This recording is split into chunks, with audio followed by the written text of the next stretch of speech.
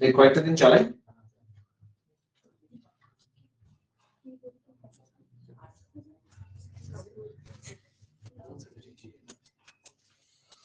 চলো স্টার্ট করি। কিন্তু সবাই তো দেরি কেন করে? কেন? ও বলেছিল না সব দল বেঁধে পিকনিক। হ্যাঁ হ্যাঁ, তার জন্য দেরি হয়ে যাবে। আমি সকালে উঠে স্নান টান করে ফেলেছি। হ্যাঁ, এরা বলে ঠান্ডা। হ্যাঁ, স্নান টান সব শেষ। এরা বলছে ঠান্ডার জন্য আসতে দেরি হয়। আমি উঠেছি 5টার সময়। হ্যাঁ, ঠান্ডা জল দেবো, গরম জল দিয়েছি। উঠেছি 5টার সময়। চলো স্টার্ট করে দাও। আমাকে দেখে মনে হচ্ছে না স্নান শেষ? মনে হচ্ছে? আচ্ছা ঠিক আছে। ঠান্ডা লাগছে? চলো স্টার্ট করি। আচ্ছা, থার্মোডাইনামিক্স আমাদের চারটা ক্লাস লাগবেই মিনিমাম। খুব মজার হবে না? আমাদের 3টে চ্যাপ্টার যেটা লাস্ট করলাম, কি কি করলাম জানো? Chemical equilibrium, ionic equilibrium, redox. আশা করি 3টে চ্যাপ্টার মজার ছিল এবং মানে ভালো ছিল। থার্মোডাইনামিক্স এত ভালো নাও লাগতে পারে, একটু বোরিং চ্যাপ্টার। চলো স্টার্ট করি। নাও খাতা খোলো, যা যা বলবো চুপচাপ লিখবে। থার্মোডাইনামিক্স বলো তো, থার্মোডাইনামিক্সে কি কি পড়বো? আমি সুন্দর একটা নোটস বানিয়েছি থার্মোডাইনামিক্সে, যদিও ইংলিশে লেখা, প্রবলেম সব বাংলায় দেওয়া আছে। না বলো, থার্মোডাইনামিক্সে কি কি পড়বো? আগে লেখাগুলো পড়বে না, সব লিখেছি কি কি পড়বো। তোমরা বলো কি কি পড়বো। থার্মো থার্মো থার্ম কথাটা মানে কি? তাপ। তাপ রিলেটেড পড়বো। আমরা অ্যাকচুয়ালি এখানে মেইনলি পড়বো যে কোন রিঅ্যাকশন হবে কি হবে না সেগুলোকে গেস করার কিছু থার্মাল প্যারামিটার জানবো।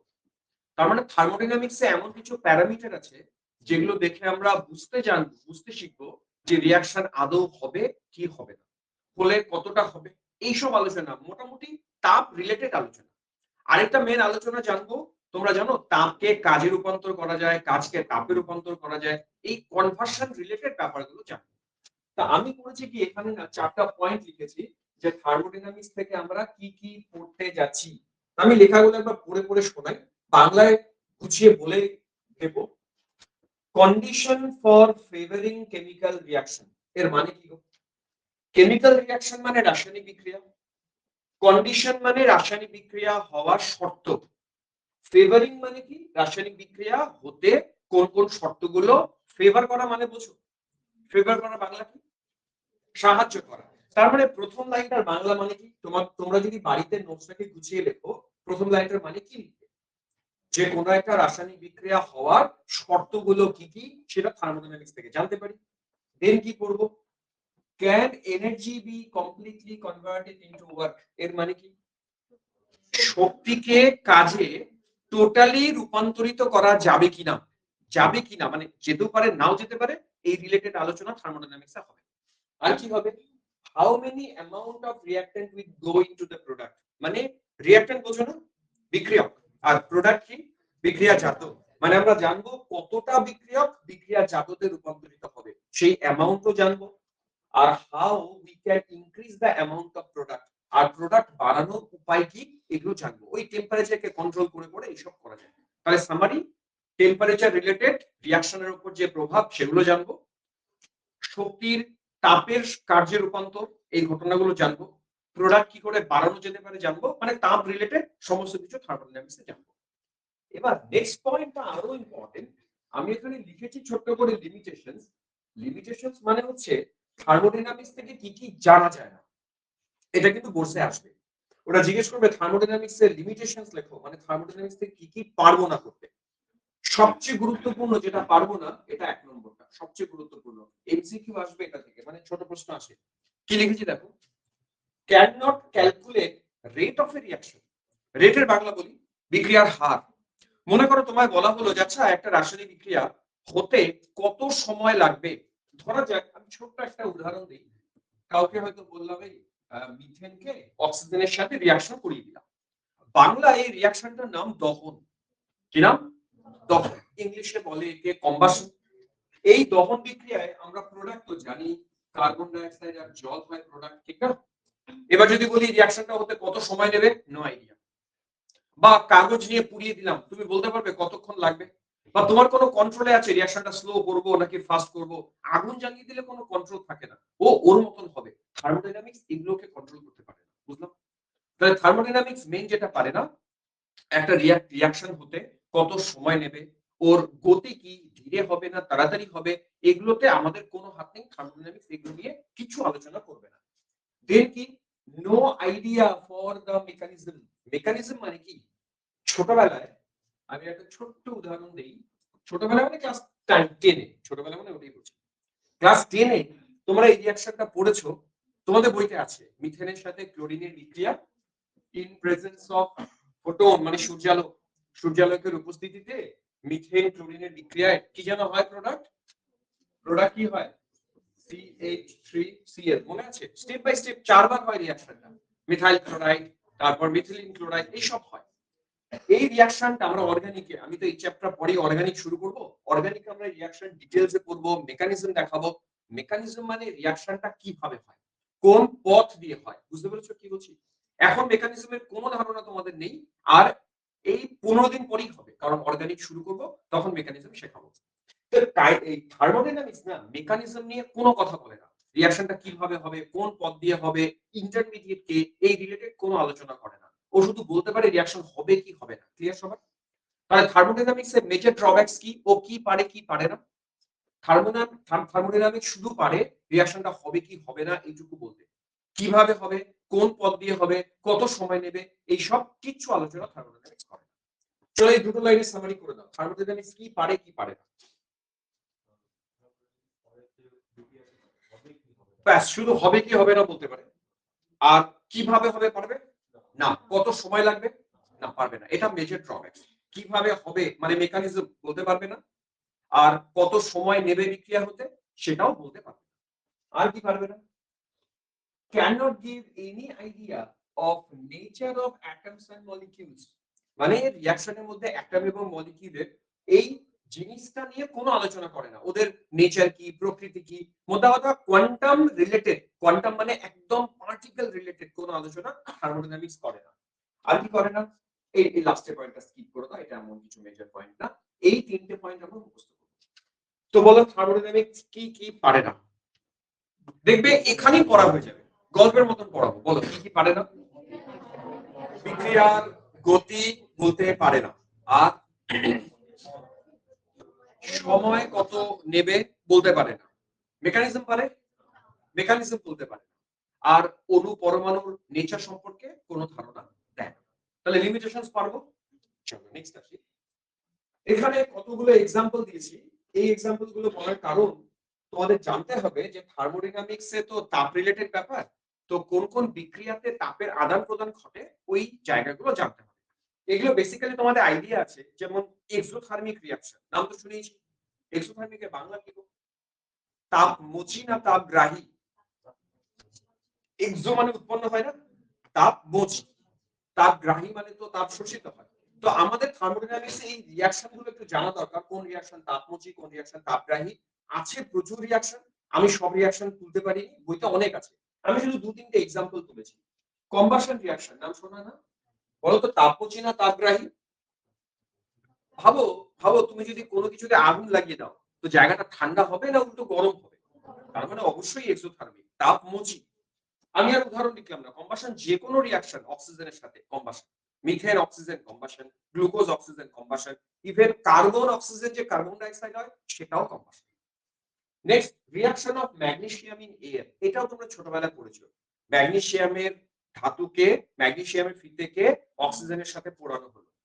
কোনো কিছুকে যদি অক্সিজেনের সাথে পোড়াই, চোখ বন্ধ করে এক্সোথার্মিক। ক্লিয়ার? কারণ কি পুরি পোড়াচ্ছ না। গ্যালভানিক সেল, এটা হয়তোবা তোমাদের ধারণা নেই, আমরা 12 এ এটা নিয়ে আলোচনা করব। এটা এক্সোথার্মিক। কোনটা গ্যালভানিক সেল রিঅ্যাকশন কোনো আইডিয়া আছে? 9 এ পড়ে থাকলেও থাকতে পারো, আমি শিওর না। দেখো তো রিঅ্যাকশন পড়েছো কিনা। জিঙ্কের সাথে কপার সালফেটের রিঅ্যাকশন পড়েছো? হ্যাঁ। কি হয় প্রোডাক্ট? উল্টো উল্টো করে দাও। প্রোডাক্ট হয় zinc sulphate, zinc sulphate plus copper, ঠিক না ভুল? ঠিক। এই রিঅ্যাকশনটা কি বলে? Galvanic cell reaction. আসলে গ্যালভানিক সেল মানে কি? এক ধরনের কোষ, কোষে এই বিক্রিয়াটা হয়, সেখান থেকে আমরা এনার্জি পাই। তো এটাও একটা এক্সোথার্মিক রিঅ্যাকশন। তো এটা নিয়ে খুব বেশি আলোচনায় গেলাম না, এরকম এক্সাম্পল বই থেকে পড়বে। আচ্ছা, তো 5 মিনিট আলোচনা করলাম, সেখান থেকে কিছু কনসেপ্ট তো জেনারেট হয়েছে, তার উপর 3টে এমসিকিউ আছে। যদি অ্যান্সার করতে পারো ভাববো বুঝেছো। তো প্রথম প্রশ্নে আসি, 1 নম্বর প্রশ্ন বলছে, তাপগতিবিদ্যা নিচের কোনটির সঙ্গে সংশ্লিষ্ট যুক্ত? মানে 4টা অপশনের মধ্যে কার সাথে থার্মোডাইনামিক্স এর রিলেশন আছে? অপশন পড়ি। সিস্টেমের মোট শক্তির সাথে রিলেশন আছে, সিস্টেমের মধ্যে শক্তির পরিবর্তনের সাথে রিলেশন আছে, রাসায়নিক পরিবর্তনের গতি, নিউক্লিয়ার বিক্রিয়ার ভরবেগের পরিবর্তন। আমি একটা একটা করে অপশন নিয়ে ডিসকাস করি। যদি অপশন আমি 3 এ আসি, থার্মোডাইনামিক্স রাসায়নিক বিক্রিয়ার গতির নিয়ে কোনো আলোচনা করে, তার মানে এটা অপশন হওয়ার চান্স নেই। যেটা নিয়ে আমি ওটাকে বাতিল করি, তারপর কোনটা হবে সেটা আসবো। নিউক্লিয়ার বিক্রিয়ার ভরবেগের পরিবর্তন হবে না, মনে রাখবে। নিউক্লিয়ার রিঅ্যাকশন এ কারো কন্ট্রোলে।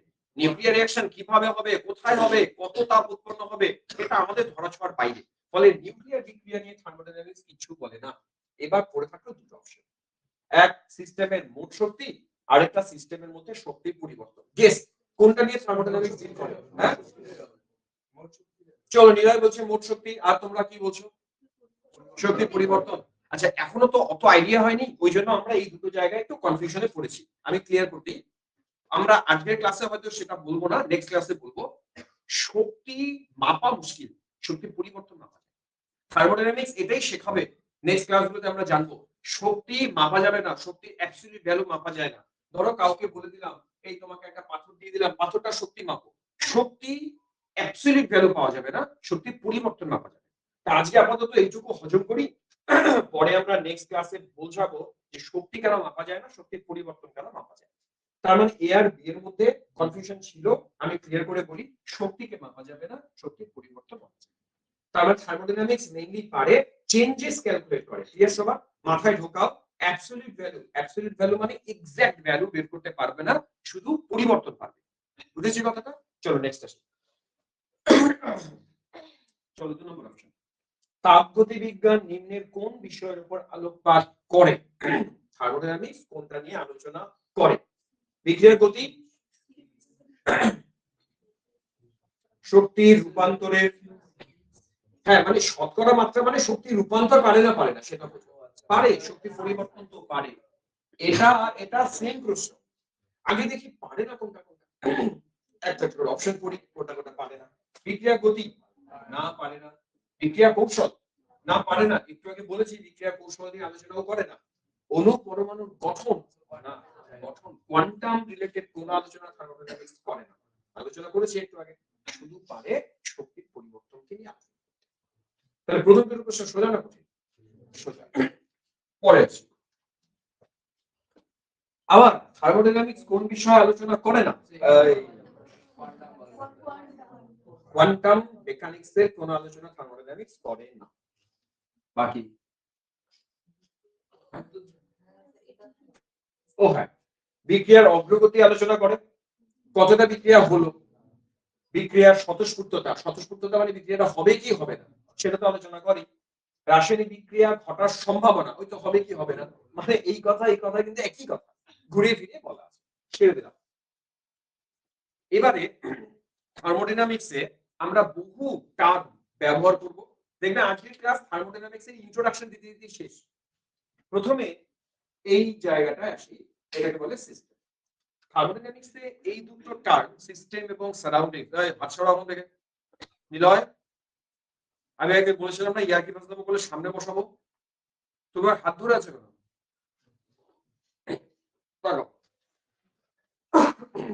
এই যাবো 2 মিনিট চলে গেল না এক্সট্রা কথা বলতে। সিস্টেম কাকে বলে বুঝবে। ধরো একটা বিকার আছে, বিকারে জল আছে, তা আমরা একটা বার্নার বসিয়ে জলটাকে গরম করছি। থার্মোডাইনামিক্সের সিস্টেম তাকেই বলে যাকে নিয়ে আমরা কাজ করি, যেটার উপর আমাদের ফোকাস আছে। সেটা বিকার সমেত জল হতে পারে, কেউ হয়তো ল্যাবে গিয়ে টেস্ট টিউবে কোনো রিঅ্যাকশন করছে। তো ধরো আমি একটা টেস্ট টিউব নিয়েছি, টেস্ট টিউবের মধ্যে কোনো একটা কম্পাউন্ড রাখা, তাতে বার্নার বসিয়ে হিট করলাম, তখন সিস্টেম কোনটাকে বলবো? টেস্ট টিউব সমেত ভেতরে যে কম্পাউন্ড সেই পুরোটা হচ্ছে আমাদের সিস্টেম। তাহলে সিস্টেমে যদি সংজ্ঞা চায় কাকে বলবো গো সিস্টেম? সিস্টেম কাকে বলে?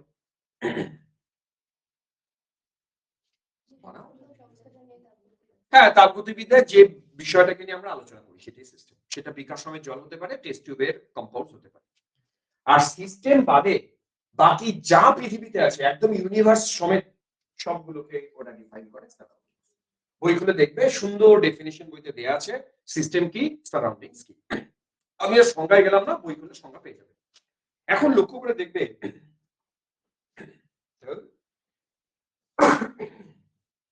দেখবে সিস্টেমকে সারাউন্ডিং থেকে আলাদা করা থাকতে হবে। কেন?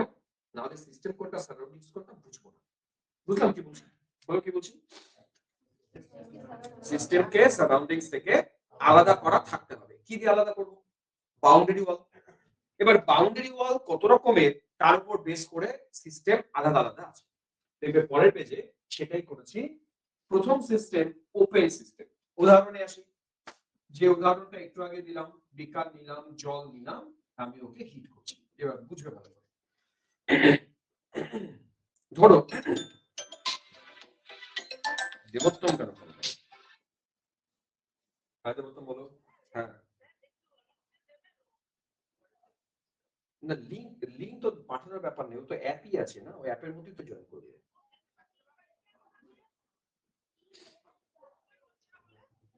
কিন্তু এখন ওপেন না হলে তো আমার কিছু করার থাকবে না, কি করব? কোনো কারণ সমস্যা হতে পারে, কারণ অনেকে তো জয়েন করেছে। ও তো অ্যাপের মধ্যে আছে। হ্যাঁ অনেকে জয়েন করেছে।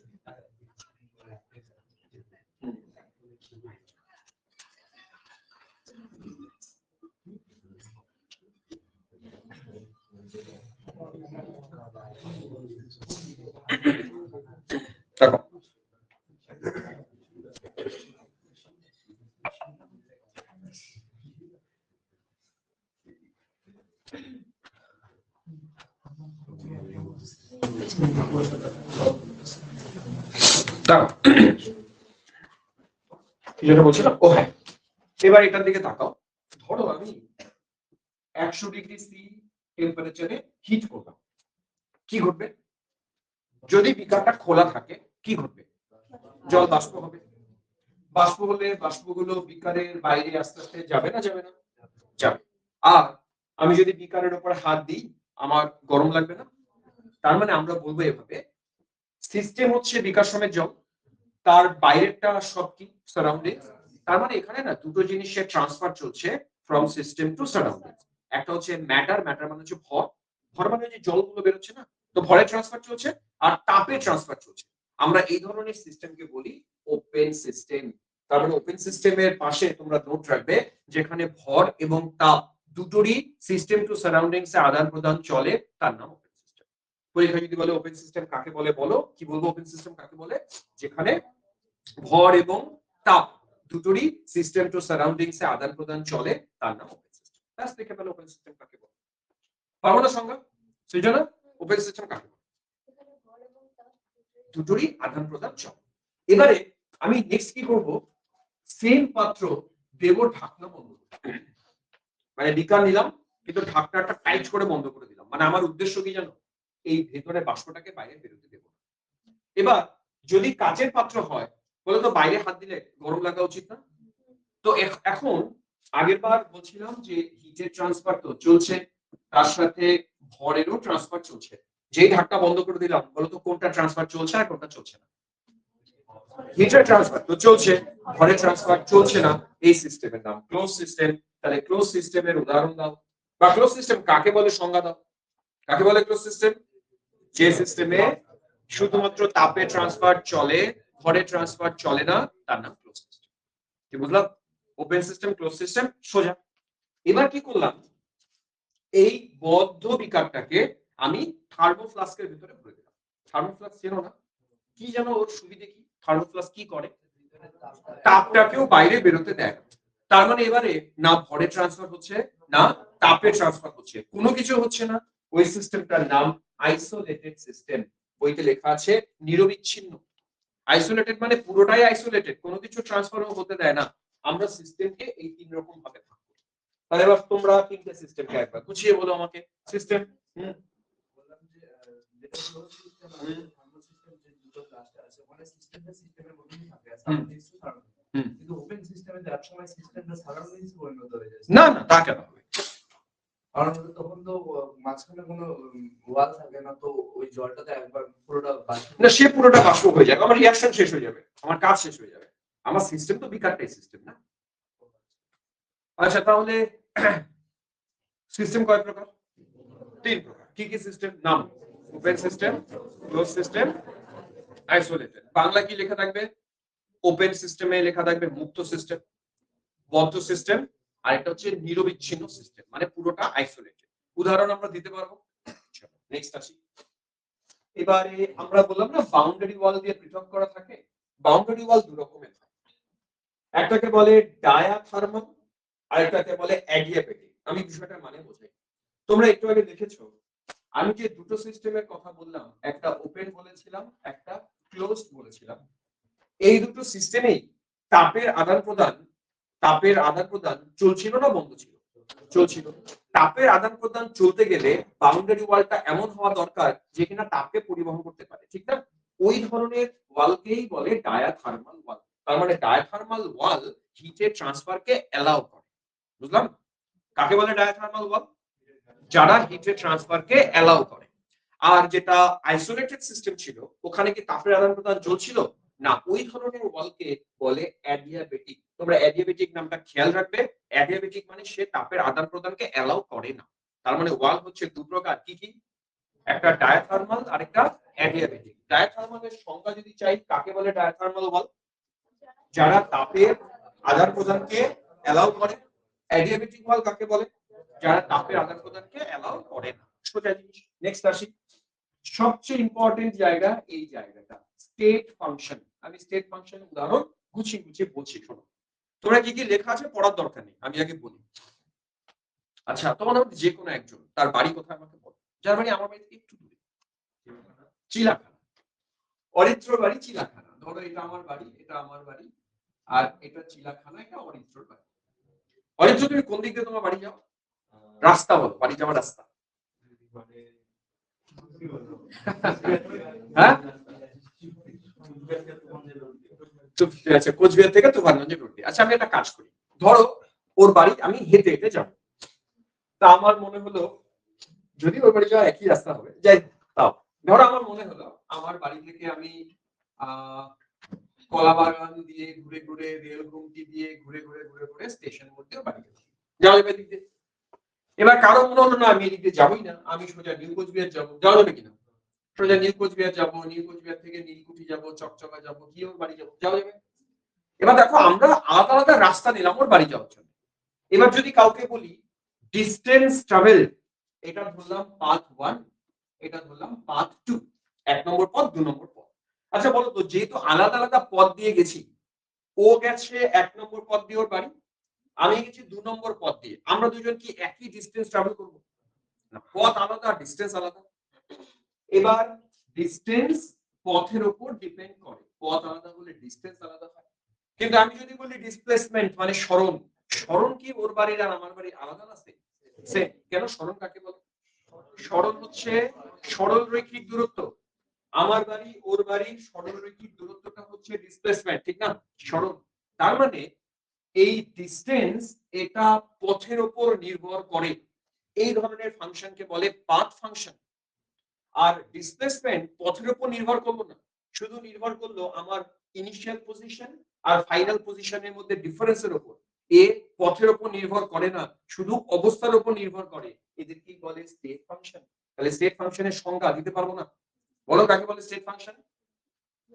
যারা যে ফাংশনরা, ফাংশন মানে ফাংশনে ভয় পাবে না, ফাংশন মানে যেগুলো পরিমাপযোগ্য তাদেরকে বলে ফাংশন। যেমন চাপ পরিমাপযোগ্য, টেম্পারেচার সব পরিমাপযোগ্য, তারা হচ্ছে ফাংশন। আমরা টেকনিক্যালি ম্যাথমেটিক্যালি ফাংশন বলি। তো ছাত্ররা যাতে ভয় না পায় তার জন্য যারাই পরিমাপযোগ্য তারাই ফাংশন।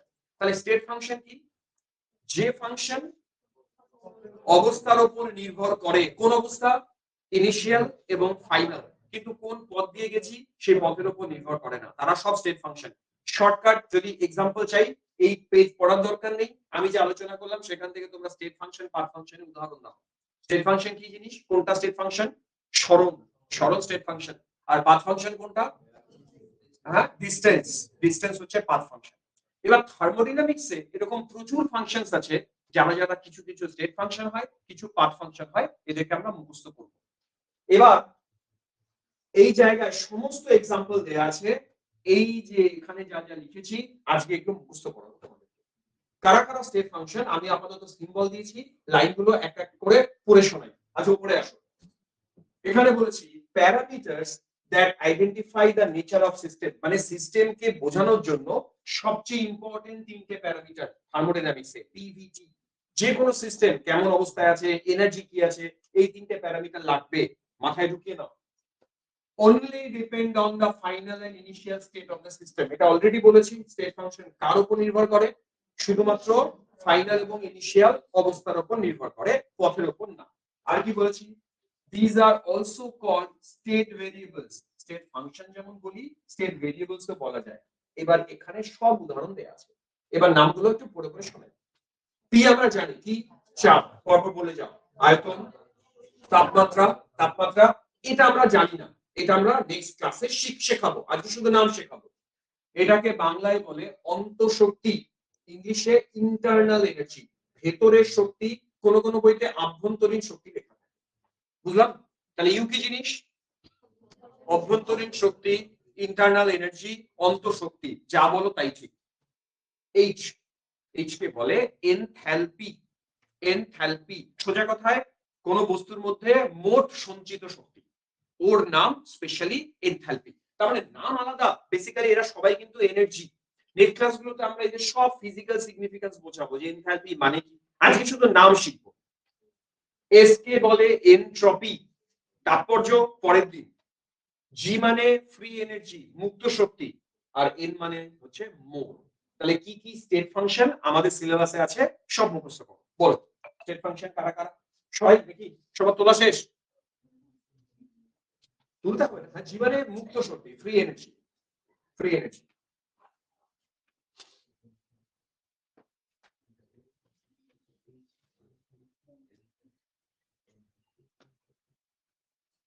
সবাই এবার চলো মুখস্থ বলো। পি ভি টি হয়ে গেল, U H G N S N. আরেকবার আরেকবার মুখস্থ এখানেই করবো। P V T U H S G N, একদম ছবির মতন মনে আছে না? এরা সবাই স্টেট ফাংশন। স্টেট ফাংশন সম্পর্কে আরো কিছু কথা বলার আছে আমার। তোমরা পার্শিয়াল ডেরিভেটিভ পড়েছো? কোন ক্লাসে আছে? অঙ্কে আছে? আংশিক অবকলন না, নেই কোথায়? আচ্ছা নেই, হ্যাঁ ফিজিক্সে একটু একটু আছে, ঠিক আছে। আমাদের একটুখানি আইডিয়া দরকার আছে এখানে। কিরকম বলি, ধরো আমি কাউকে বললাম যে আচ্ছা এটা তো স্টেট ফাংশন, তাহলে কার উপর নির্ভর করা উচিত? ইনিশিয়াল আর ফাইনালের উপর নির্ভর করা উচিত। আমি ধরে নিলাম আমার কাছে একটা বস্তুর ইনিশিয়াল অবস্থা এটা 1 বললাম, সেই বস্তুটারই ফাইনাল অবস্থা এটা। আমি ধরে নিলাম ইনিশিয়াল অবস্থায় থাকাকালীন ওর এনথালপি ভ্যালু h1, ফাইনাল অবস্থায় যখন গেল ওর এনথালপি ভ্যালু h2। যেহেতু এরা স্টেট ফাংশন, h1 থেকে h1 এ যাওয়ার পরে যদি বলি এনথালপির পরিবর্তন কত, মাথায় রাখো পরিবর্তন উল্লেখ করেছি, পরিবর্তনকে আমরা প্রকাশ করব ডেল্টা এইচ দিয়ে। খেয়াল রাখবে পরিবর্তন মানেই ডেল্টা। ডেল্টা এইচ সমান সমান পরিবর্তন সবসময় লিখে ফাইনাল মাইনাস ইনিশিয়াল, তাই এটাকে লেখা হবে h2 মাইনাস h1। যারা যারা স্টেট ফাংশন তাদের সবার জন্য পরিবর্তন এইভাবে লেখা যাবে। আমি যদি কাউকে বলি আচ্ছা ঠিক আছে আমাকে ইন্টারনাল এনার্জির পরিবর্তন লিখে দেখাও, তখন তোমরা লিখবে ডেল্টা ইউ সমান u2 মাইনাস u1, মাথায় থাকবে। যদি বলি এনট্রপির পরিবর্তন লিখে দেখাও, আমরা বলবো ডেল্টা এস সমান s2 মাইনাস s1। যারা যারা স্টেট ফাংশন তাদের সবার জন্য পরিবর্তন মানেই হচ্ছে s2 মাইনাস s1। এখন এই যে সামনে ডেল্টা ডেল্টা লিখে গেছি, এই ডেল্টা মানে ম্যাক্রোস্কোপিক চেঞ্জ বোঝায়। ম্যাক্রোস্কোপিক মানে বোঝো বড় বড় চেঞ্জ, ক্ষুদ্র না। ক্ষুদ্র মানে তো মাইক্রো, বড় বড় চেঞ্জ। আর এটাই যদি বলি ছোট ছোট চেঞ্জ, তখন এই ক্যাপিটাল ডেল্টা না লিখে আমরা ছোট হাতের ডিএইচ লিখি, এটা ফর মাইক্রোস্কোপিক চেঞ্জ। এগুলো থার্মোডাইনামিক্স এ বারে বারে ইউজ হবে, আজকে ব্যাপারটা বুঝে নাও। সেম ভাবে যদি বলি ডেল্টা ইউ এর মাইক্রোস্কোপিক চেঞ্জ কি হবে, তুমি বলবে ডিইউ।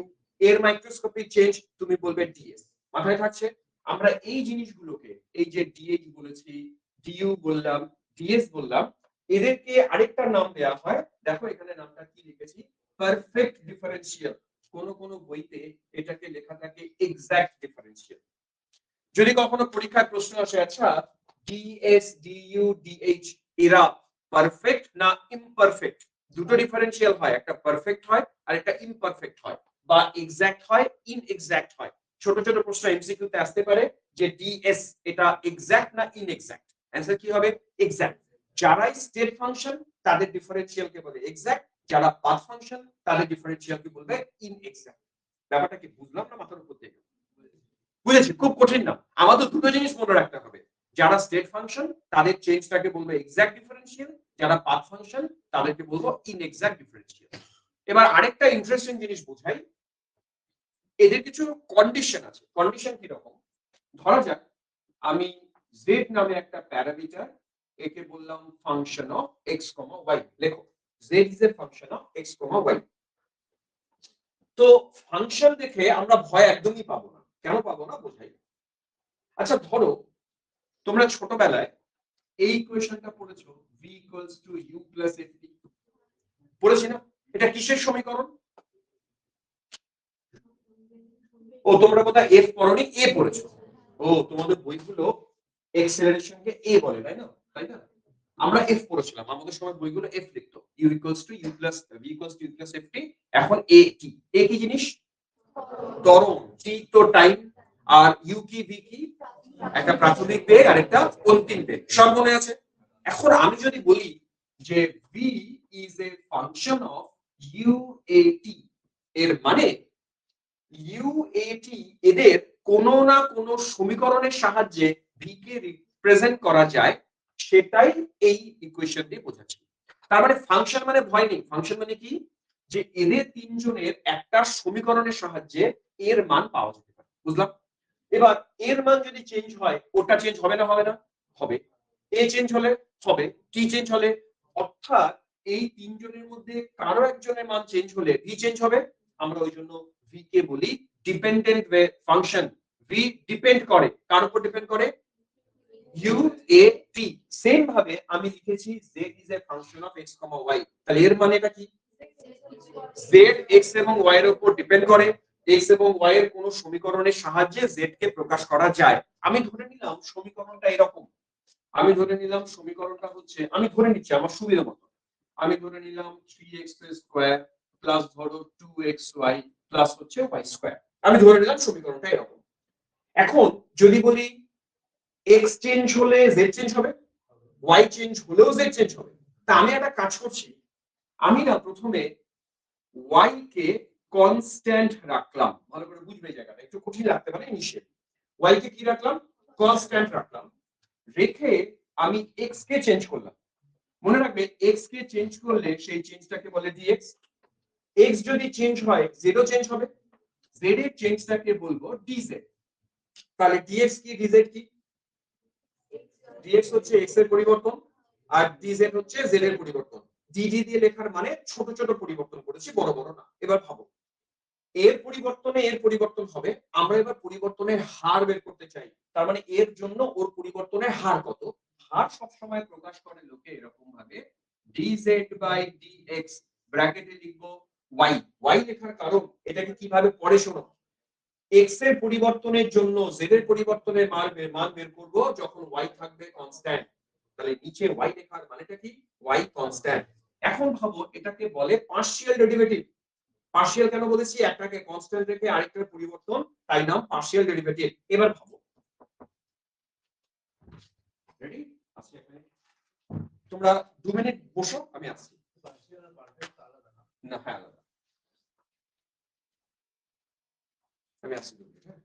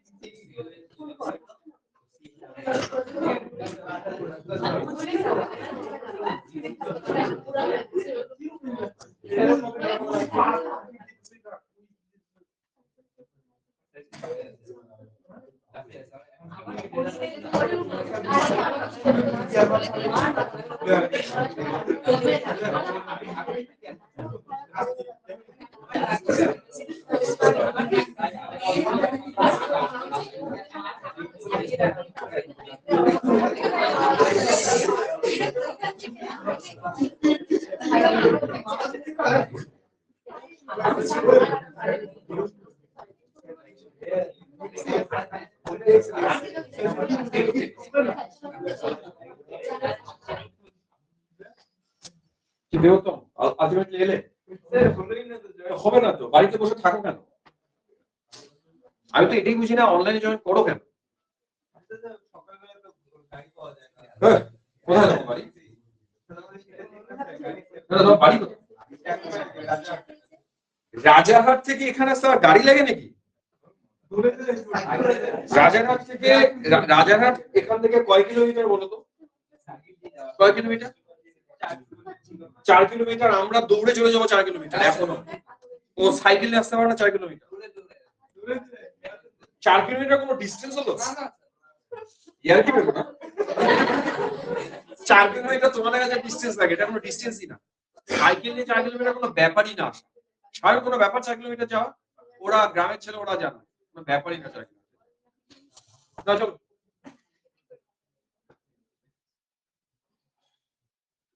এটা বন্ধ কেন হয়ে গেল?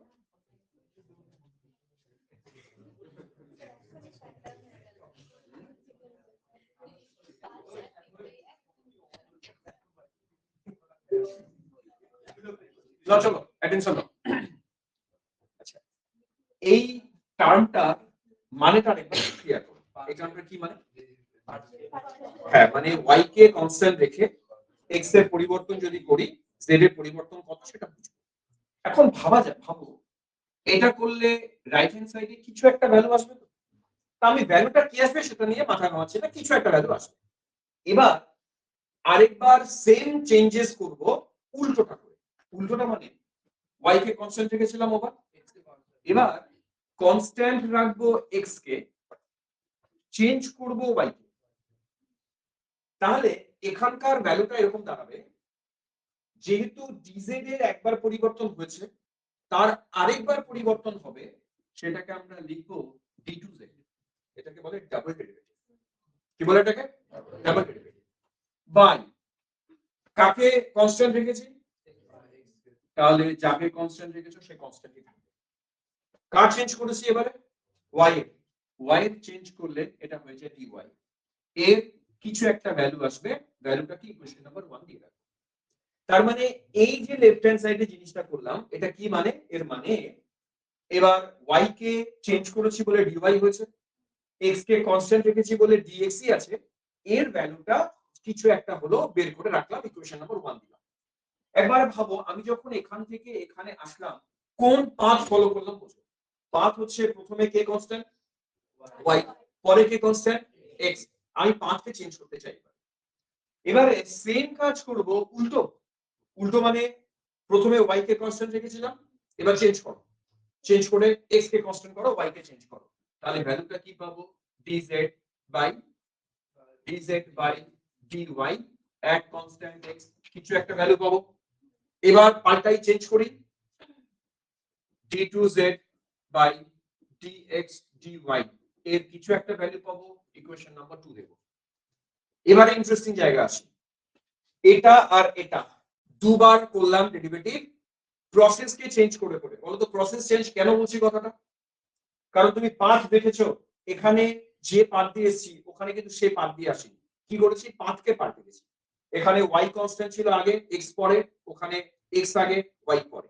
এইসব করে করে এখানে ডানে যা ভ্যালু পাবো, এখানে ডানে যা ভ্যালু পাবো, যদি দেখা যায় এই ভ্যালু দুটো সেম, তাহলে তার মানে এই ভ্যালু আর এই ভ্যালু যদি সেম হয় তখন বলবো যে হ্যাঁ z হচ্ছে স্টেট ফাংশন। তার মানে কোন ফাংশন স্টেট ফাংশন কিনা কোন ফাংশন স্টেট ফাংশন কিনা সেটা প্রমাণ করার জন্য এটাই উপায় যে আমরা দুবার করে ডেরিভেটিভ করব, তাতে যদি ডেরিভেটিভের ভ্যালু সেম পাই তাহলে ওটা স্টেট ফাংশন, আর তখনই বলা হবে dz হচ্ছে এক্সাক্ট ডিফারেন্সিয়াল। মাথায় ঢুকছে? তাহলে আমরা লাস্ট এই রিলেশন দুটোকে ইকুয়াল করি। তোমরা রিলেশনটাকে লেখো d2z বাই dx dy, এটা সমান হবে d2z বাই dy dx। এটা যদি সমান হয় তবে বলবো যে হ্যাঁ ও হচ্ছে পারফেক্ট ডিফারেন্সিয়াল আর z হচ্ছে স্টেট ফাংশন। আর এই দুটো যদি সমান না হয়, এটা একটা রুলসই আছে, তোমরা পড়েছো না, অয়েলার রিলেশনশিপ, না পড়োনি এগুলো? না, সেটা তোমরা এটা লেখো। কোথাও যদি এমসিকিউ তে দেখো এরকম রিলেশন আছে তাহলে বুঝবো এটা স্টেট ফাংশন, আর এটা যদি সমান না হয় তাহলে এটা পাথ ফাংশন। আচ্ছা স্যার, বললাম যে যখন x এর ফাংশন ধরছিলাম তাহলে শুধু x হতো না dx তো ক্ষুদ্র পরিবর্তন হয়ে গেল। ওটা তো অলরেডি পরিবর্তন হয়েই গেছে, ওটাকে তো অলরেডি প্রথমবার পরিবর্তন করেই রেখেছি, আমি তো সেকেন্ড টাইম করলাম, ওই জন্য ওটাকে dx ই রেখেছি, ওরা চেঞ্জ করিনি। ওর যদি চেঞ্জ হতো তাহলে তো ওটা d2x হয়ে যেত। আচ্ছা, এটুকু নিয়ে কোনো ডাউট? তাহলে স্টেট ফাংশন কি জিনিস ম্যাথমেটিক্যালি বোঝার উপায়, এই রিলেশনটা যদি মেইনটেইন করে তবে স্টেট ফাংশন। আর স্টেট ফাংশনের পরিবর্তন ফাইনাল মাইনাস ইনিশিয়াল দিয়ে করা যাবে। এবার চলে আসি নেক্সট, পাথ ফাংশন। স্টেট ফাংশনে যা বলেছি পাথ ফাংশনে তার উল্টো। বলতো পাথ ফাংশনের সংজ্ঞা কি হবে? পথের উপর নির্ভর করবে, ফাইনাল আর ইনিশিয়ালের উপর নির্ভর করবে না, ও কোন পথ দিয়ে গেছে তার উপর নির্ভর করবে। এখানে দুটোই एग्जांपल আছে, এই দুটো ব্যাস। একটা হচ্ছে হিট আর একটা ওয়ার্ক। হিট আর ওয়ার্ক বাদ দিয়ে বাকি সমস্ত কিছু স্টেট ফাংশন, এরা দুজন পাথ ফাংশন। এবার মজার ব্যাপার কি, আমি যদি কাউকে বলি আচ্ছা কাজের পরিবর্তন dw, যদি লিখতে চাই dw সমান w2 w1, বলো তো এটা লেখা যাবে না যাবে না? দেখি তোমাদের কি, হ্যাঁ না এটা যাবে না, এটা লেখা যায় না, এটা ওয়ার্কের পরিবর্তন এরকম লেখা যায় না। ওয়ার্কের পরিবর্তন কেন লেখা গেল না এরকম? কারণ তো স্টেট ফাংশন না। স্টেট ফাংশনের জন্য ফাইনাল মাইনাস ইনিশিয়াল লেখা যায়, পাথ ফাংশনের জন্য না। পাথ ফাংশনের ভ্যালু বের করার আলাদা টেকনিক আছে, সেটা আমরা পরে শিখব। সেম ভাবে যদি কাউকে বলি এই dq সমান q2 q1, লেখা যাবে না? যাবে না। কেন যাবে না? কারণ এটাও পাথ ফাংশন, স্টেট ফাংশন না। তার মানে গল্পটা কি, ফাইনাল মাইনাস ইনিশিয়াল শুধু কারের জন্য লেখা যায়, যারা স্টেট ফাংশন। পাথ ফাংশনদের জন্য এটা লেখা যাবে না। চলো নেক্সট কোশ্চেন। এবার ছোট ছোট কতগুলো পয়েন্ট। প্রথম পয়েন্ট, ইন্টেনসিভ প্রপার্টি। বাংলাতে এর নাম লেখা আছে ভর নিরপেক্ষ ধর্ম। ভর নিরপেক্ষ ধর্ম নামের মধ্যে আছে ইন্টেনসিভ মানে ইন্ডিপেন্ডেন্ট অফ মাস। তোমরা এই কামটা লেখো কোথাও, এই ধর্মগুলোকে আমরা বলবো ইন্ডিপেন্ডেন্ট অফ মাস। দেখো ইন্ডিপেন্ডেন্ট অফ মাস, কারা ইন্ডিপেন্ডেন্ট, কিভাবে ইন্ডিপেন্ডেন্ট আমি দেখাই। ইন্ডিপেন্ডেন্ট অফ মাস লিখেছো?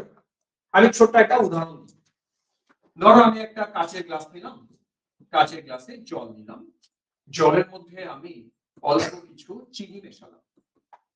মেশানোর পর সলিউশনটা যদি পুরোটা হোমোজিনিয়াস বানাতে পারি, মানে ডেনসিটিটা সব জায়গায় যদি ইকুয়াল রাখতে পারি, তারপর তোমরা এই জলের যে কোনো জায়গা থেকে যদি 1 চামচ করে জল নিয়ে খাও, টেস্ট একই লাগা উচিত না ডিফারেন্ট ডিফারেন্ট টেস্ট লাগা উচিত?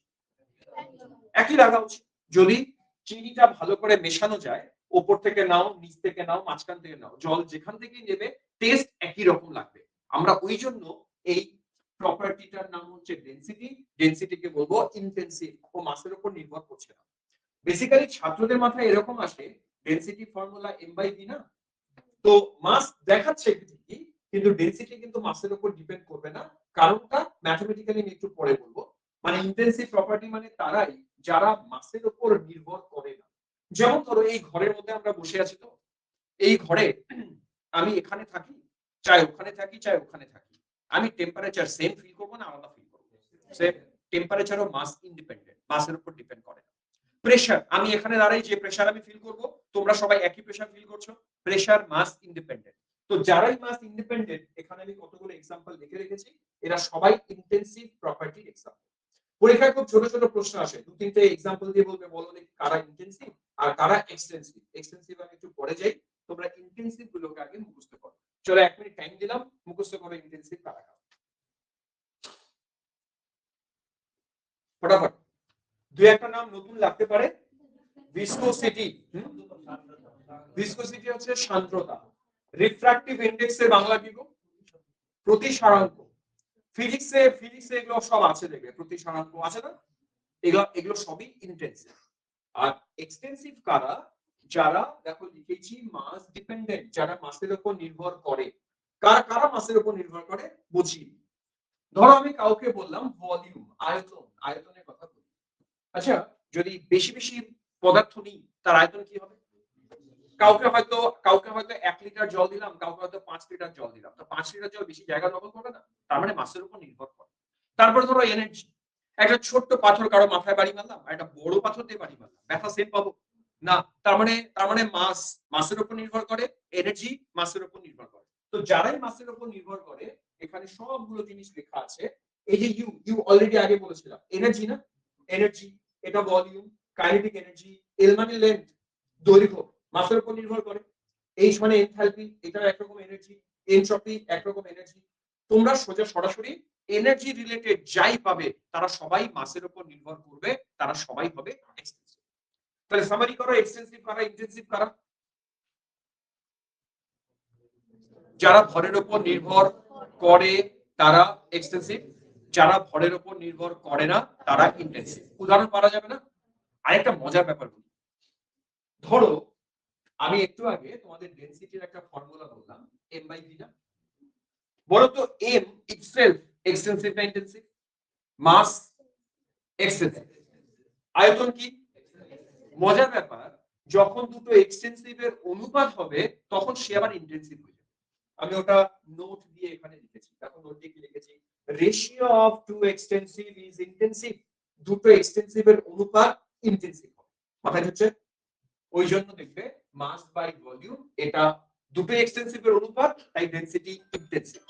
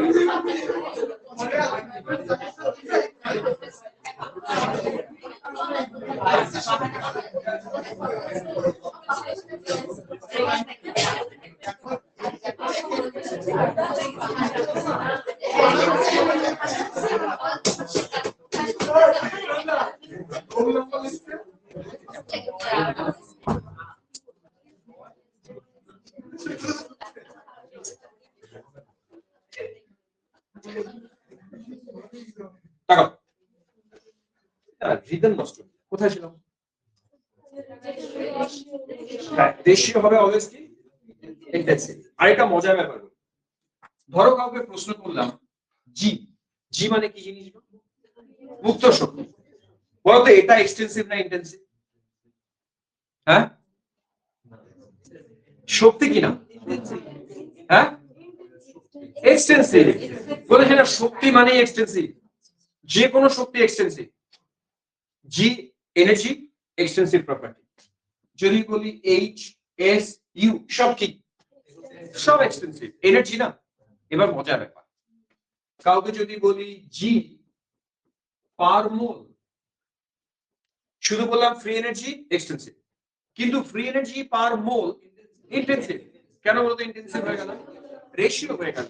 কারণ জি পার মোল অর্থাৎ জি বাই মোল, জি নিজে এক্সটেন্সিভ, মোলও এক্সটেন্সিভ, দুটো এক্সটেন্সিভের অনুপাত ইন্টেন্সিভ। এটা মাথায় ঢুকিয়ে নাও। তাহলে শুধু এনার্জি এক্সটেন্সিভ, এনার্জি পার মোল ইন্টেন্সিভ। কাউকে যদি বলি শুধু এনট্রপি, কি বলবো? এক্সটেন্সিভ। এনট্রপি পার মোল। এবার আশা করি ক্লিয়ার এক্সটেন্সিভ কি ইন্টেন্সিভ। নেক্সট আসো, ছোট ছোট কয়েকটা প্রপার্টি। সাইক্লিক প্রসেস, নামটা শুনেই তো বুঝতে পারছো সাইক্লিক প্রসেস কি জিনিস। সাইক্লিক মানে বাংলায় বলে চক্রীয় পরিবর্তন। চক্রীয় পরিবর্তন কি? ধরা যাক আমি এখানে ছিলাম পয়েন্ট নাম্বার 1, আমি বিভিন্ন পাথ ঘুরে ঘুরে 1 থেকে 2 এ গেলাম, 2 থেকে 3 এ গেলাম, 3 থেকে 4 এ গেলাম, 4 থেকে আবার 1 এ ব্যাক করলাম। সাইক্লিক পরিবর্তন, চক্রীয় পরিবর্তন। এখন চক্রীয় পরিবর্তন থেকে প্রশ্ন কি আসতে পারে শোনো। ধরো কাউকে বলা হলো সাইক্লিক প্রসেসের জন্য ডেল্টা জি এর ভ্যালু কত, যদি আসে ডেল্টা জি আসতে পারে, সাইক্লিকের জন্য ডেল্টা এস, ডেল্টা এইচ, যা ইচ্ছা আসতে পারে। গেস করো তো এদের পরিবর্তন সাইক্লিকের জন্য কি হওয়া উচিত? কে বললো জিরো? সবাই বললো জিরো। কেন বলতো জিরো? ঠিক বলেছে উত্তর। কারণ এরা সবাই স্টেট ফাংশন। স্টেট ফাংশন তো ডিপেন্ড করে ফাইনাল আর ইনিশিয়ালের উপর। তোমার এটাই যদিও ফিরে আসে তাহলে ফাইনাল আর ইনিশিয়াল সেম না, তো ডিফারেন্স আবার কি? তার মানে সমস্ত স্টেট ফাংশন, খাতায় নোট, সমস্ত স্টেট ফাংশনদের সাইক্লিক প্রসেসের সময় ভ্যালু পরিবর্তন জিরো। লিখে নাও। এই বুঝেছো কথাগুলো? কি বললাম বলো? সমস্ত স্টেট ফাংশনদের সাইক্লিক প্রসেসের সময় পরিবর্তন শূন্য হয়। কারণ বোঝা গেছে? Then next process isothermal. নামটা শুনে বোঝাই যাচ্ছে আইসো মানে কি গো? আইসো মানে সেম, আর থার্ম মানে টেম্পারেচার। তাহলে যে প্রসেসে টেম্পারেচার সেম থাকে তার নাম আইসোথার্মাল। আমরা পাশের সঙ্গে সঙ্গে লিখব এর টেম্পারেচার কনস্ট্যান্ট। টেম্পারেচার ধ্রুবক থাকবে আইসোথার্মাল প্রসেসে। আর টেম্পারেচার যদি কনস্ট্যান্ট থাকে এর পরিবর্তন বলে কোনো কিছু হবে না। দেখো পাশে লিখে দিয়েছি TT0। TT মানে TT মানে টেম্পারেচার চেঞ্জ। যদি টেম্পারেচার কনস্ট্যান্ট থাকে ওর আবার চেঞ্জ কি, তাই TT সমান সমান 0 লিখে দিয়েছি। মাথায় রাখতে হবে আইসোথার্মাল মানে টেম্পারেচার 0। এখন প্রশ্ন, ধরা যাক আমি একটা কন্টেইনার নিলাম। তোমরা বলো তো আইসোথার্মাল হতে গেলে এই কন্টেইনারের যে বাউন্ডারি ওয়াল, সেই বাউন্ডারি ওয়াল ডায়াথার্মাল হবে না অ্যাডিয়াবেটিক হবে? শিওর সবাই অ্যাডিয়াবেটিক বলছে। ঠিক আছে, অ্যাডিয়াবেটিক মানে কি বলতো? তাপের আদান প্রদান চলবে না, তাই তো? অ্যাটেনশন দিও। আমি ভিতরে একটা এক্সোথার্মিক রিঅ্যাকশন করলাম। রিঅ্যাকশনের আগে ভিতরে টেম্পারেচার ছিল 25 ডিগ্রি সি। এক্সোথার্মিক রিঅ্যাকশন করলাম আর পাত্রের ওয়ালটা অ্যাডিয়াবেটিক করে দিয়েছি, টেম্পারেচার বাইরে যেতে দেব না। এবার বলো এক্সোথার্মিক রিঅ্যাকশনের ভিতরে তাপ তৈরি হবে তো, সেই তাপ যদি তুমি বাইরে যেতে না দাও ভেতরে টেম্পারেচার 25 ডিগ্রি থাকবে? কি হবে? পারবে? কি করে আইসোথার্মাল হলো? তার মানে আইসোথার্মালে ছাত্রদের কনসেপ্টটা উল্টো। আইসোথার্মাল থাকতে গেলে টেম্পারেচারের আদান প্রদান বাইরের সাথে ভেতরের হওয়া দরকার, হলেই তো টেম্পারেচার কনস্ট্যান্ট থাকবে। রিঅ্যাকশনে তাপ উৎপন্ন হবে, সেই তাপ যদি বাইরে ধীরে ধীরে ধীরে ধীরে যায় একটা সময় পরে ও আবার আগের টেম্পারেচারে ফিরে আসবে। অর্থাৎ আইসোথার্মাল হতে গেলে তাপের আদান প্রদান থাকা দরকার। প্রসেস হবে প্রসেস না, ওয়াল হবে ডায়াথার্মাল, অ্যাডিয়াবেটিক হওয়া যাবে না। খাতায় নোট করো, আইসোথার্মাল হতে গেলে বাউন্ডারি ওয়ালকে অ্যাডিয়াবেটিক হওয়া যাবে না। নিলয় বুঝেছো কেন অ্যাডিয়াবেটিক হওয়া যাবে না? কেন?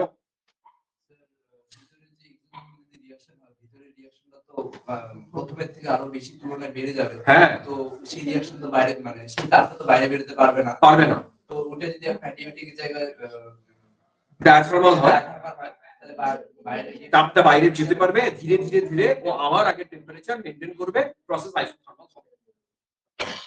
বলো। হ্যাঁ, না পাঁচ ফাংশন জিরো হবে না। পাঁচ ফাংশনে তো কাজ করলাম তো জিরো হবে না, স্টেট ফাংশনটা জিরো হবে। এই আইসোথার্মাল নিয়ে কোনো প্রশ্ন আছে? এর বাউন্ডারি ওয়াল কেমন হওয়া দরকার? ডায়াথার্মাল হওয়া দরকার। নেক্সট আসো, প্রসেস অ্যাডিয়াবেটিক। অ্যাডিয়াবেটিক নামটা শুনি বুঝতে পারছো বাইরের সাথে ভেতরে তাপের আদান প্রদান চলছে না? চলছে না? চলছে না। তার মানে এর কিউটাকে আমরা কনস্ট্যান্ট করে দেব। কিউ যদি কনস্ট্যান্ট হয় ডিকিউ 0। বুঝলাম? এই প্রসেসের নাম অ্যাডিয়াবেটিক প্রসেস। নেক্সট প্রসেস, নামটা দেখো উত্তর নামের মধ্যেই লেখা আছে, আইসোবারিক। বার মানে কি বলতো? চাপ। বাংলায় লেখা আছে সমচাপীয় পরিবর্তন। বাংলায় লেখা আছে সমচাপীয় পরিবর্তন, নাম আইসোবারিক। আইসোবারিকের পাশে আমরা লিখে দেব প্রেসার কনস্ট্যান্ট, লিখে দাও প্রেসার কনস্ট্যান্ট। আর প্রেসার কনস্ট্যান্ট মানে কোনটা 0? ডিপি 0। বুঝলাম? নেক্সট আসো, চারটা প্রসেস হচ্ছে টোটাল। নেক্সট হচ্ছে আইসোকোরিক প্রসেস। কোর মানে কি জানো? কোর মানে ভলিউম।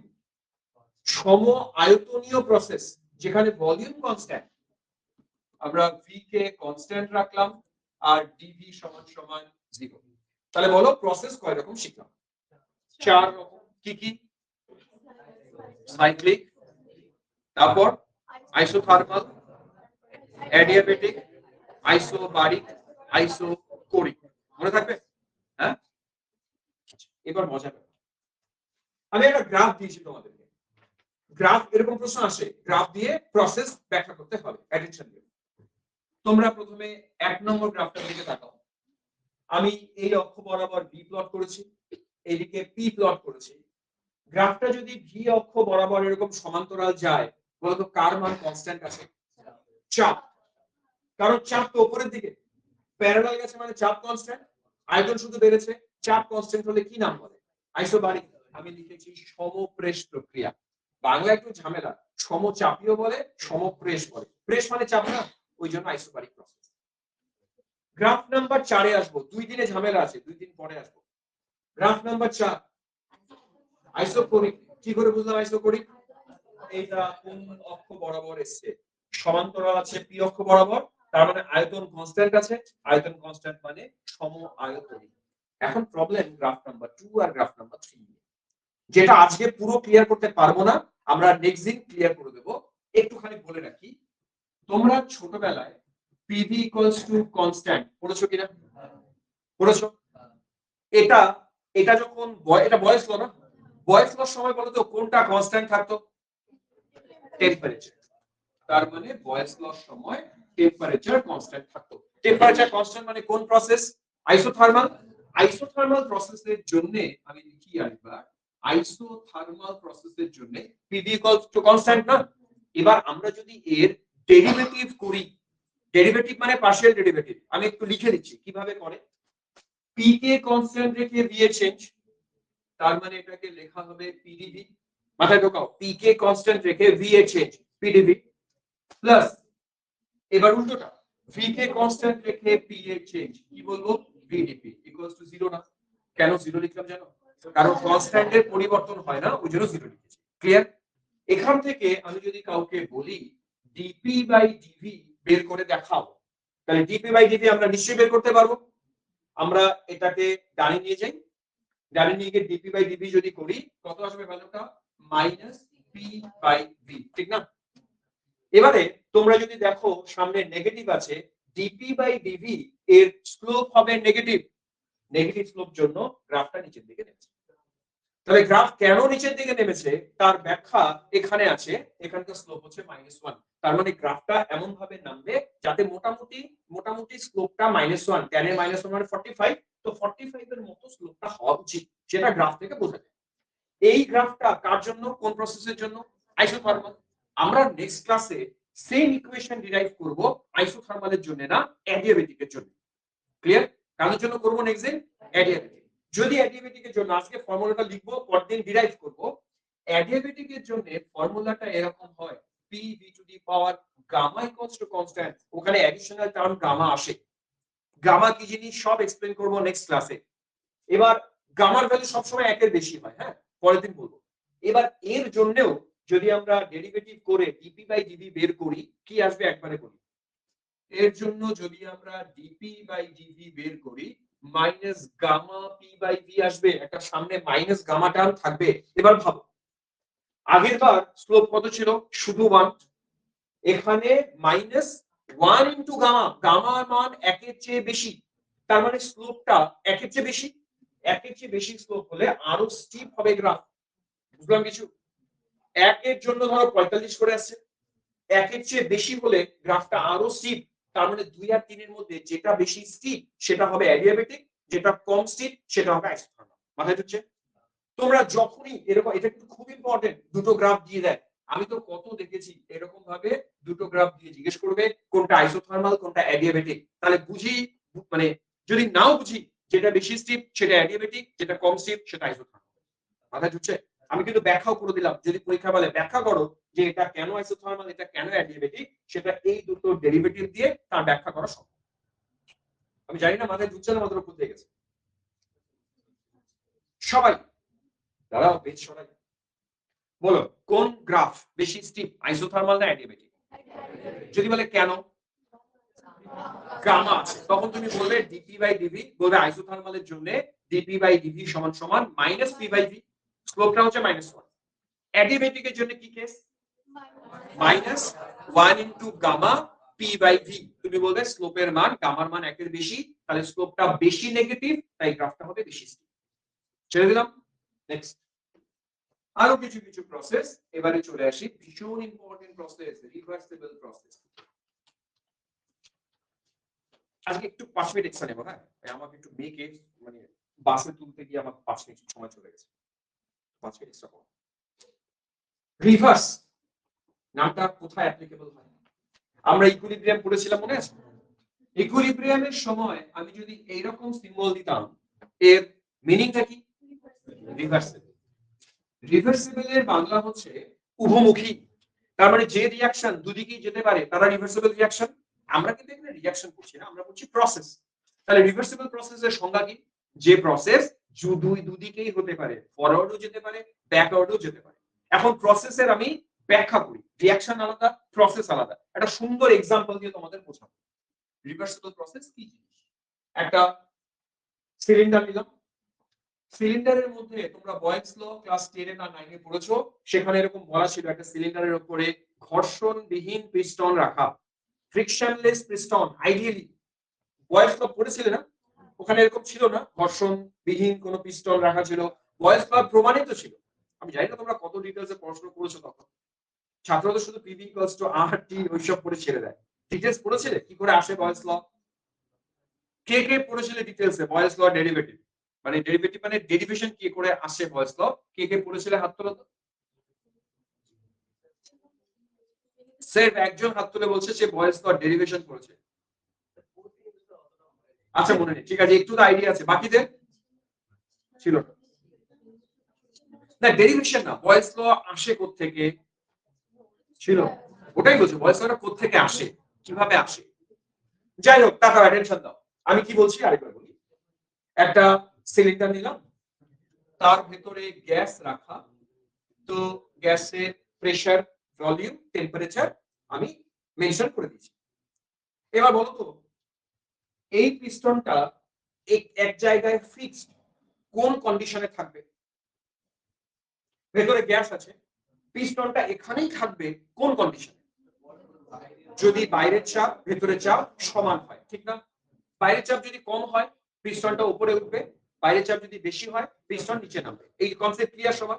আমি করলাম কি, বাইরের চাপ যাতে ভেতরের চাপের সাথে ইকুয়াল হয় তার জন্য বাইরে আমি একটা বড় পাত্রের মধ্যে বালি রাখলাম, এর মধ্যে প্রচুর বালি রাখলাম, যে বালি ভেতরের চাপটাকে মেইনটেইন করে। তাহলে গ্যাস ভেতরে যা চাপ দেয় বালি সেম চাপ দিয়েছে বলে পিস্টনটা সেম আছে। এখন আমি করলাম কি, উপর থেকে একটা বালির দানা, একটা কিন্তু বলেছি ভালো করে শুনবে কথাগুলো, একটা বালির দানা এখান থেকে নিয়ে ফেলে দিলাম, একটা দানা ফেলছি। এবার কি হবে? চাপ যে কমে গেল উপরেরটা, সিস্টেম কি করবে তখন জানো? উপরের চাপ যেহেতু কমে গেল ও ভেতরের চাপকেও কমাবে। ভেতরের চাপ কমানোর উপায় পিস্টনটা স্লাইড উপরে উঠবে, উঠে চাপটা কমাবে। কিন্তু যেহেতু বালি সরিয়েছি একটা দানা, তুমি বুঝবেই না যে পিস্টন কতটুকু উপরে উঠলো, ঠিক কিনা বলো? একটা বালির দানার ওজন ভাবছো ও কত কম প্রেসার দেয়, কিন্তু আমি প্রেসার কমিয়েছি ফলে পিস্টন উপরে উঠবে, তুমি কি বুঝবে? বুঝবে না। তুমি 3-4 দিন পরে আসলে এসে আবার একটা বালির দানা কমাবে, পিস্টন আবার উঠবে। এরকম ভাবে তুমি 50 বছর ধরে রোজ 50 বছর ধরে রোজ একটা একটা একটা একটা করে, বা 50 বছর ধরে দিনে 4 বার রুটিন ওয়াইজ 5 ঘন্টা পর পর এসে একটা একটা করে দানা সরিয়ে গেছে। তাই আসতে সুন্দর গল্প শোনো না। তুমি হয়তো ভাবছো স্যার 50 বছর ধরে এই কাজ করবো। হ্যাঁ করবো, আইডিয়ালি করবো, প্র্যাকটিক্যালি না, আইডিয়ালি। আইডিয়ালি মানে থিওরিটিক্যালি করছি কাজটা। করতে করতে তুমি দেখবে, তুমি কিন্তু রোজই এসে দেখবে দেখবে পিস্টনটার কোনো চেঞ্জ নেই, তাই ফিল করবে না? এক দানা সরালে কি চেঞ্জ হবে? কিন্তু 50 বছর পর তুমি যদি 50 বছর আগে নোট করে থাকতে পিস্টনটা ইনিশিয়ালি যে লেন্থে ছিল, 50 বছর পর হঠাৎ করে দেখবে আরে পিস্টনের তো লেন্থ বেড়ে গেছে। কি বাড়বে কিনা? কারণ 50 বছর হয়তো আমি 1 লক্ষ বার বালির দানা সরিয়েছি, কিন্তু প্রত্যেক দিন যখন একটা একটা করে বালির দানা সরিয়েছিলাম, সিস্টেমের যে স্লাইড মুভমেন্ট ছিল সেই মুভমেন্ট আমি বুঝিনি। সিস্টেম প্রত্যেক মোমেন্টে ওর ইকুইলিব্রিয়ামটাকে মেইনটেইন করেছে। এই প্রসেসটার নাম রিভার্সিবল প্রসেস, কারণ এতে সিস্টেম থ্রু আউট 50 বছর একই রকম রেখেছে, নিজেকে মেইনটেইন করে গেছে। এটাকে বলে ইকুইলিব্রিয়াম মেইনটেইন করা। সেম প্রসেস যদি তুমি আবার একটা করে বালির দানা 50 বছর ধরে যোগ করো, সেই আগের জায়গায় ও আবার ফিরে আসবে। তুমি কিন্তু চেঞ্জ বুঝবে না, কারণ প্রত্যেক মোমেন্টে ও ইকুইলিব্রিয়াম মেইনটেইন করে গেছে। এই প্রসেসগুলোকে বলে রিভার্সিবল প্রসেস। তাহলে কারা রিভার্সিবল প্রসেস বুঝেছো? যারা throughout the process equilibrium maintain করে। আমি তুমি বাইরে থেকে ওর কোনো পরিবর্তন বুঝি না, লম্বা সময় ধরে হয়, ইনফাইনাইট টাইম ধরে হয়, সেই প্রসেসের নাম রিভার্সিবল প্রসেস। এখন যদি কাউকে বলি রিভার্সিবল প্রসেস কি আমাকে বুঝিয়ে দাও, সে পারবে বোঝাতে? যে আলোচনা করলাম সেখান থেকে সামারি করে রিভার্সিবল প্রসেস বুঝিয়ে দাও।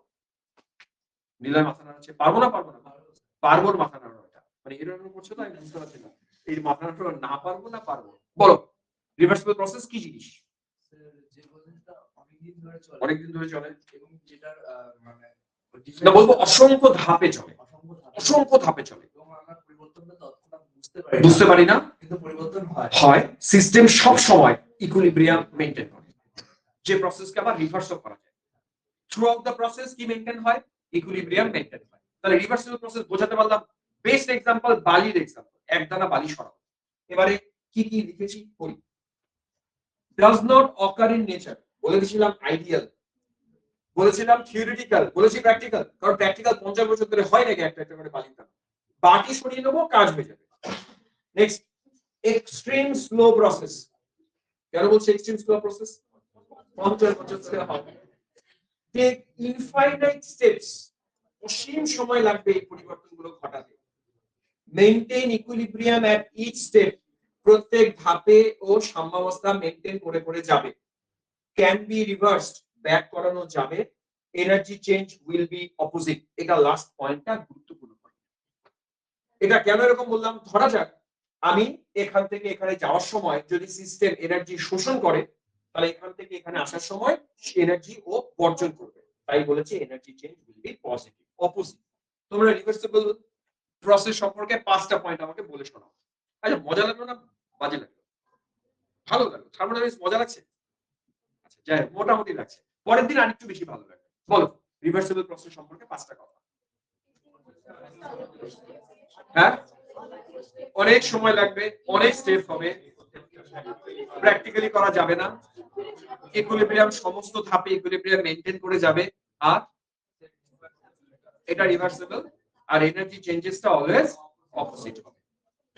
এবারে চলে আসি, ও রিভার্সিবলের দুটো এক্সাম্পল করা আছে এখানে, এক্সাম্পলটা দেখে নিও। নেক্সট আসি ইরিভার্সিবল, ঠিক এর উল্টো কথা। মানে ওই যে একটা একটা করে বালি না সরিয়ে যদি আমি পুরো বালির পাত্রটাই একবারে সরিয়ে নিই, তাহলে প্রেসারটা একবারে রিলিজ করলাম, সিস্টেম একবারে তুমি একদিনই দেখবে ও হো ছিল এল লেন্থে চলে গেল L2 লেন্থে। তার মানে পরিবর্তনটা ইনিশিয়ালি ভিজিবল। ইনিশিয়ালি পরিবর্তন বুঝবো, সিস্টেম ইকুইলিব্রিয়ামটাকে মেইনটেইন করতে পারবে না, আর রিভার্সও করা যাবে না, সিস্টেমের মেজর চেঞ্জেস হয়ে যাবে। এই কথাগুলি লিখেছি। Can not be reverse, occurs spontaneously at higher speed, দ্রুত গতিতে তাড়াতাড়ি ঘটে যাবে। উদাহরণ, পরপর কিছু উদাহরণ এখানে লেখা আছে। প্রথম উদাহরণ লিখেছি ওয়াটার ফ্লো ইন রিভার। নদীর জল একদিকেই যায় না দুদিকে যায়? একদিকে যায়, স্পন্টেনিয়াসলি যায়, আমার তোমার কিছু করার দরকার হয় না। ওই প্রসেসগুলো সব ইরিভার্সিবল প্রসেস। পরের দিন আমরা আরো এক্সাম্পলে আসবো ইরিভার্সিবল প্রসেস। থার্মোডাইনামিক ইকুইলিব্রিয়ামের কথা বলা আছে। এই পেজটা নিজেরা একটু রিডিং করবে, বুঝতে পারবে। আমরা তিন রকমের ইকুইলিব্রিয়ামের কথা বলি। একটা হচ্ছে থার্মাল ইকুইলিব্রিয়াম, মার্কিং যখন টেম্পারেচারটা ইকুইলিব্রিয়ামে থাকে, আর একটা কেমিক্যাল ইকুইলিব্রিয়াম, একটা মেকানিক্যাল ইকুইলিব্রিয়াম। এগুলো নিজেরা পড়বে, আমার বলার কিছু নেই, জায়গাতে বুঝতে পারবে। যা পড়ানোর কথা ছিল পড়ানো শেষ। দু চারটা প্রশ্ন আছে, প্রশ্নের উত্তরগুলো দেবো। এটা বাড়িতে পড়ার জন্য দিলাম, হ্যাঁ, পড়বে, মজা পাবে, দেখবে ভালোই লাগবে।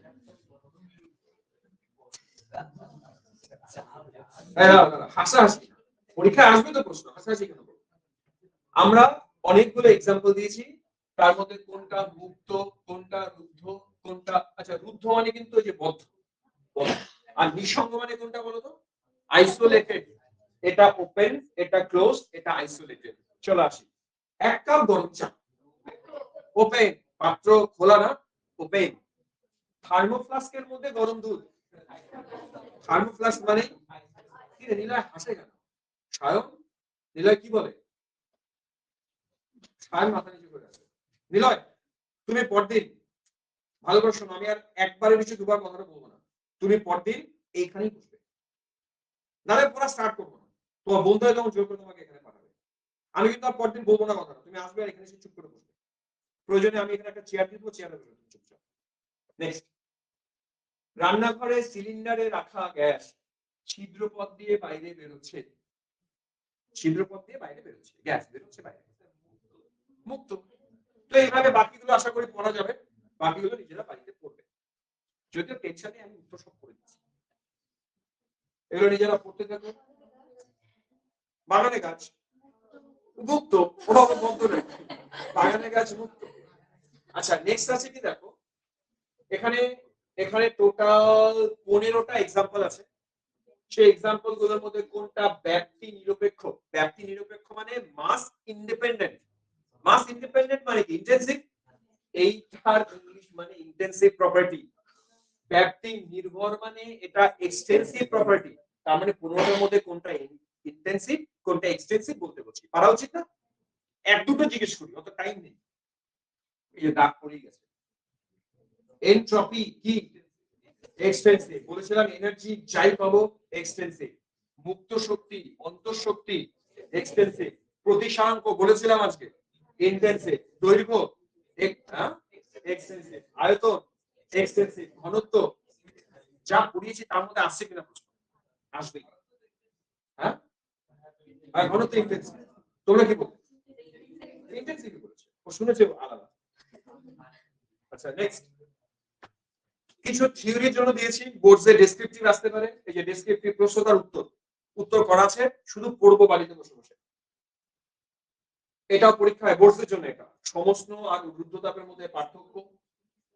ফিজিক্সে আছে পরাবর্ত অপরাবর্ত মানে যে রিভার্সিবল ইরিভার্সিবল তার পার্থক্য। এখানে ওই বদ্ধ রুদ্ধ ওইসব বলবো। ওই একই প্রশ্ন একই প্রশ্ন একই প্রশ্ন। ও অনেকগুলো এমসিকিউ আছে, বুঝলে? অনেকগুলো এমসিকিউ আছে, 10টা এমসিকিউ দিয়েছি। এই এমসিকিউ গুলো করবে। যেমন দেখো এই 10 নাম্বারটা দেখো, মজার প্রশ্ন। যথাযথ অবকলন তার মানে এক্সাক্ট বা পারফেক্ট। বলতো পারফেক্ট যেন কোনটাকে বলতাম? যারা স্টেট ফাংশন। বলো এই চারটার মধ্যে কোনটা স্টেট ফাংশন? ও না সরি, অবকলন নয়, তার মানে পাথ। পাথ, পাথ কোনটা? দুটো জিনিস পাথ ছিল। হ্যাঁ একদম, পাথ আর ওয়ার্ক, পাথ আর ওয়ার্ক। বাকি সবাই স্টেট না, তো এটা পাথ ফাংশন, তাই এটা পারফেক্ট ডিফারেন্সিয়াল হবে না। আচ্ছা আরেকটা জিনিস দেখি জিজ্ঞেস করা যায় কিনা। হ্যাঁ নয়, অবস্থা অপেক্ষক নয়, আবার কৃতকার্য। সোজা, ব্যাস পড়া শেষ আজকে। দাঁড়াও রেকর্ডিং অফ করি। যদি প্রত্যেকটা ক্লাস করো তাহলে তোমার